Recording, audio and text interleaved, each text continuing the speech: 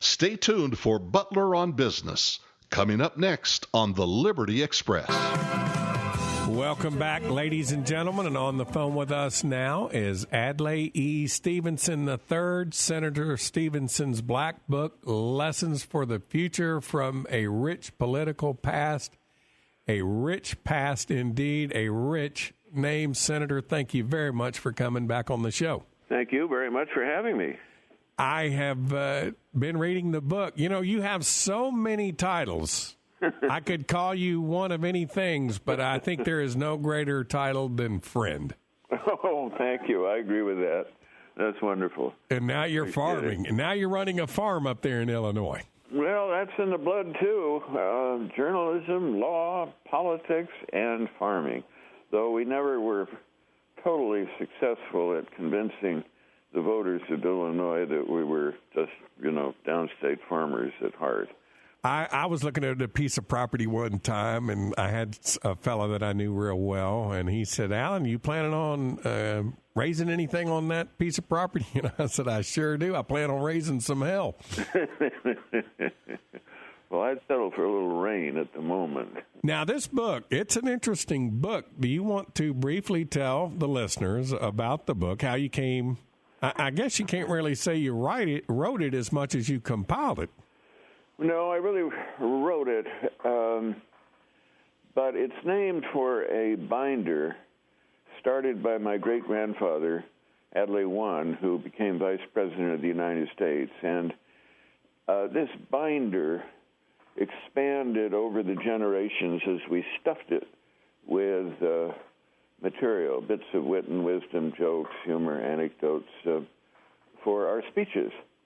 And in the family, it was known as the Black Book. My Black Book tries to record American values, American history, and politics as we experienced it on the ground in our lives, starting with a great-great-grandfather who was Abraham Lincoln's sponsor. So it covers 5 generations. And as you are pointing out, Alan, I go beyond politics to try to record the law and justice as we knew it, the educational system, economics and finance, etc. It ends with an epilogue on the life cycle of nations and empires. It ends in China, which is on the rise. I'm trying to contrast the values we knew with the values that undermine our country today.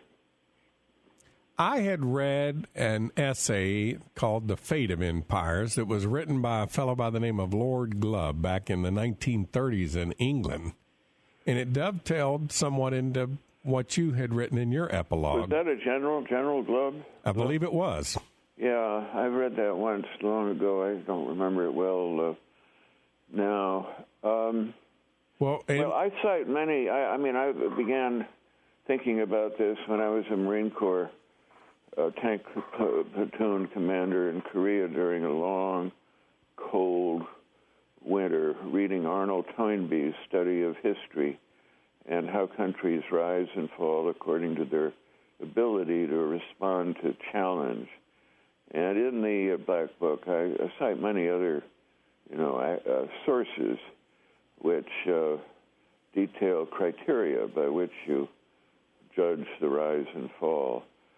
Unfortunately, we are at the moment satisfying quite a few of those criteria, but it's not reversible, which is why I'm writing the book. Well, you said it is not reversible. Well, I meant to say it is reversible, which is why I'm writing the book. We need to, and we could, do better, I think, by recalling not only the values, but their lessons from our past. As I recall, the average lifespan of an empire or a superpower is 10 generations, Rome being the one exception, and they actually pushed theirs out 20 generations. Well, none has lasted forever, and we are frequently and with some reason classified as an empire. But I also point out how democracy has traveled the road to autocracy and to war many times, starting with ancient Athens. Rome is cited in the book as an example of what happens as a result of internal hubris and religious intolerance. The first French Republic was supposed to be become a democracy. It dissolved almost instantly into bloody conflict and empire. But history doesn't have to repeat itself. We have to repeat our history. Now, your chapter on economics basically foretold the credit crisis. There's much that was foretold by just studying history and from on the ground. As you know, Alan, it's full of quotes from the Black Book, one of which says, to see the future, you must see the past. Not so coincidentally, that's attributed to both Confucius and Churchill. 9/11 was predicted. I made the rounds, followed the Israeli troops with my wife into the Golan Heights in the West Bank and East Jerusalem in 1967, and had been back many times over. And after the Likud came to power in 1977, and the settlements policy began in earnest and in defiance of the United States and the United Nations, and Egypt was neutralized. I began the first in-depth, perhaps the only still, in-depth study of terrorism, which ended with predictions of spectacular acts of destruction and disruption, an international terrorist scene, and don't think it can't happen here. I introduced the Comprehensive Anti-Terrorism Act of 1979 and another separate measure, to distance ourselves from that settlements policy. You can't predict with perfection, but you can foresee with a lucidity, I think, that is very rare if you have really studied history, not just in the books, but from within the world and from outside our Western, prism. My father did that forever, since from boyhood. He was the peripatetic student of the world and its markets and its slums and its monuments and its ruins, as well as its universities and its ministries. And I tried to follow. I spent much of my life, more than 80 countries ever since starting in war-torn London of 1945. Now, you have a chapter on the press in which you noted that the old press is dying, and then you raised a theme that I have found to be so true, that today we have to look beyond our own media. We have to go outside the United States to find out what's going on within our own borders. Well, and in this highly complex, interdependent, dynamic nuclear world, I find in other countries, China, for example, where I lecture, I find students there better informed about the United States than students here. That's partly the media, which my family roots are in the media. Our paper was founded back in the 1830s, and the unbroken prairies of central Illinois was called the Daily Pantograph, Greek, for print all. Every community had its newspaper. Chicago had four, one of them very dynamic, the Chicago Daily News, with a worldwide impressive network of correspondents. Now it is two, and the Daily News is long gone, and they're both very weak. As you well know, Alan, they cut back on the news covers, the news bureaus. They emphasize the visual and the episodic and the sports and the entertainment. And at the same time, the world is becoming a much more complex place. So I think the disparity between what's the information that's readily available in the mainstream media and what's required to be a conscientious citizen has never been larger, and that's a challenge for the Stevenson Center. How can people be informed? I don't really fault the people. They want to be informed, and boy, are they concerned. But how can they be informed in the information age? What are some of the major lessons that you were able to learn through reading through some of the notes of past generations that have been very involved in the political environment and climate? What can we learn from them to try to put things back on the right track? Well, to get down to the fundamental, which we don't always realize, our condition, whether it's our economic condition, our security in the world, our welfare as individuals, depends on the quality of our government, our politics. And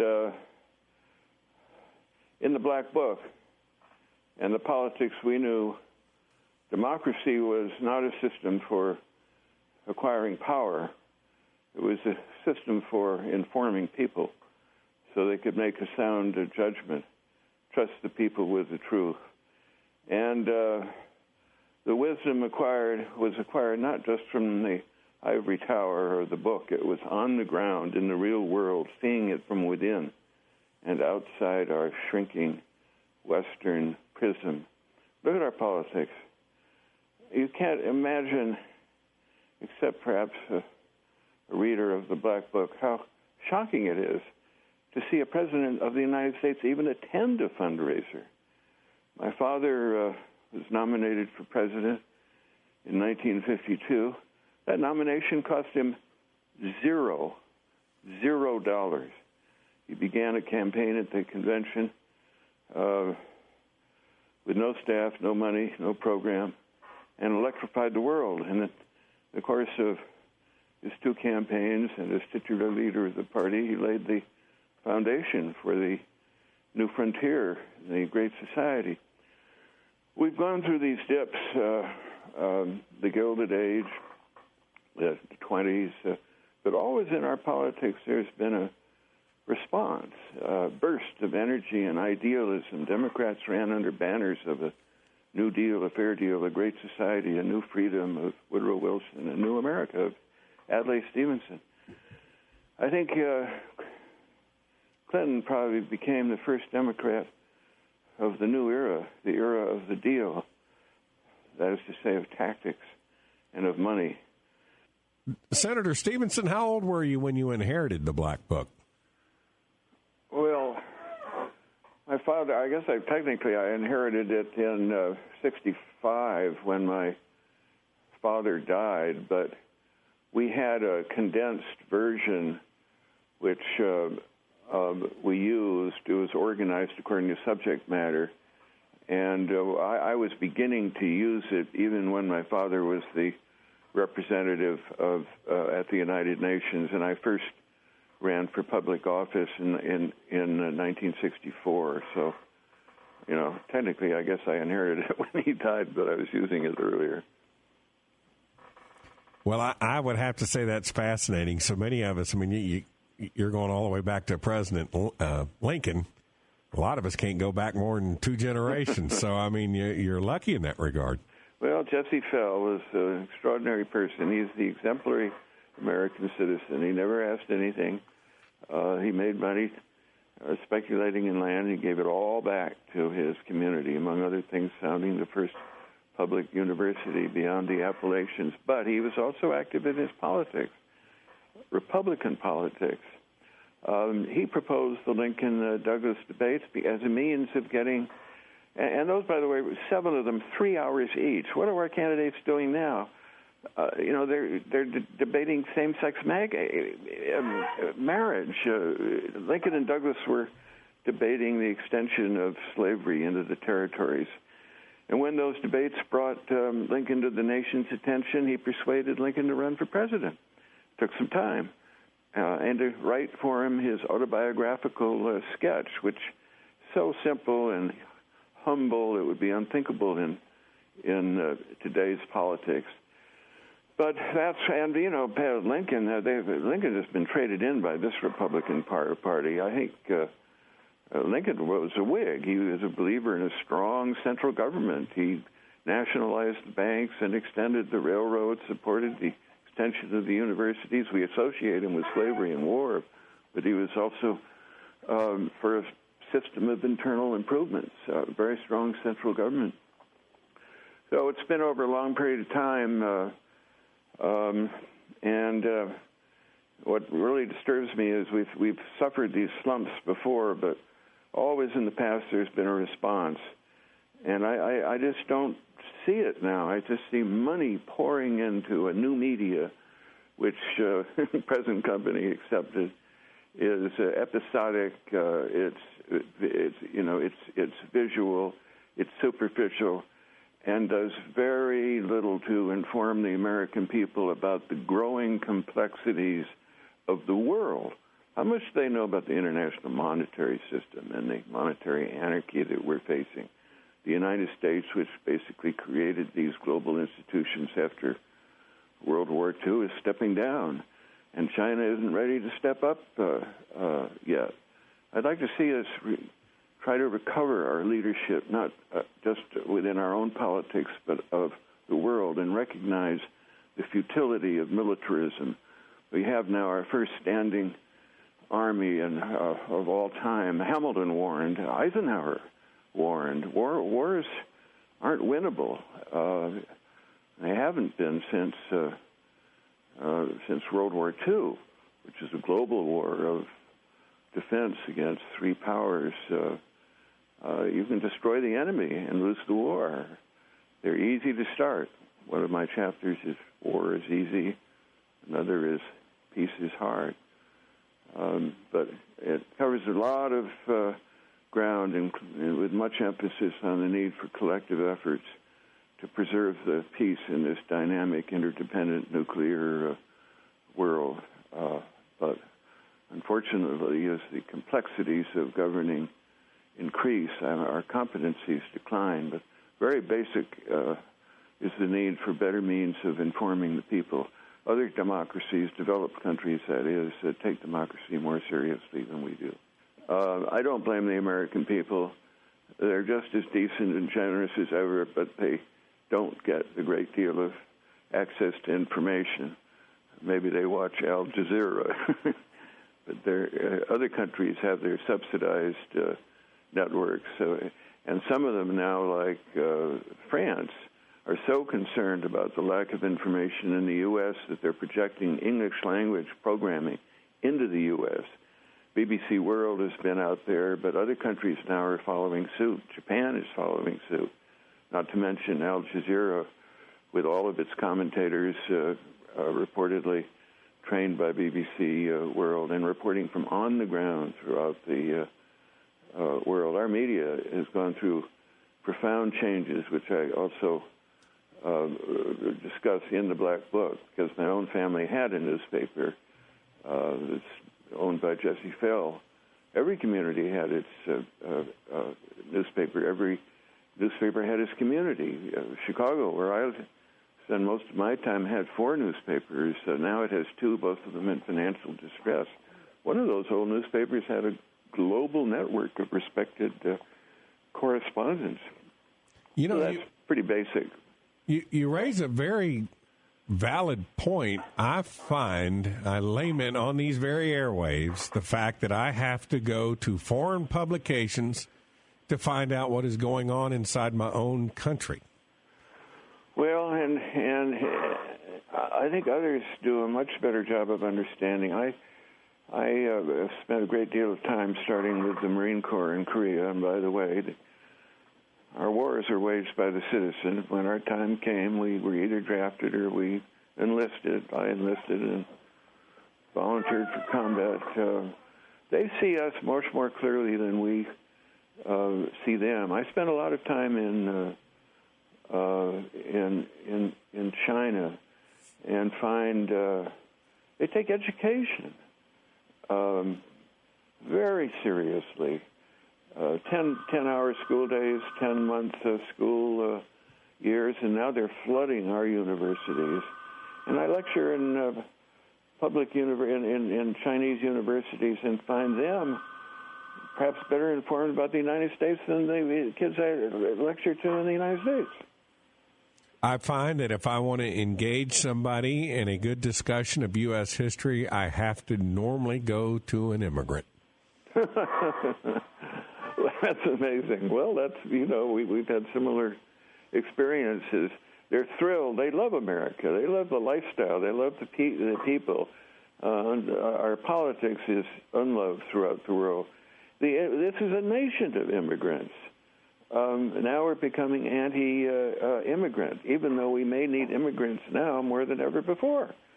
If we can't train and educate people for the jobs, including the very high capital and technology intensity jobs that are available, we're going to have to import people, or we're going to have to continue exporting the jobs. Senator Stevenson, where can we find a copy of your book, Black Book, Lessons for the Future from a Rich Political Past? Thank you for asking. The best source is my website, www.adlai3.com, adlai3.com, but it can be ordered from Amazon.com and in bookstores and so on. But website will tell you about it and a little bit more than you want to know. Well, easy to order there. You're a great guest. We'd love to have you on. You've touched on so many points that even in the span of 2 segments of radio, we've barely been able to scratch the surface. Too many points, perhaps, but thank you very much. I'd love to come back. Well, we'd love to have you. Thank you very much for taking the time out of your day to talk to our listeners. Thank you, sir.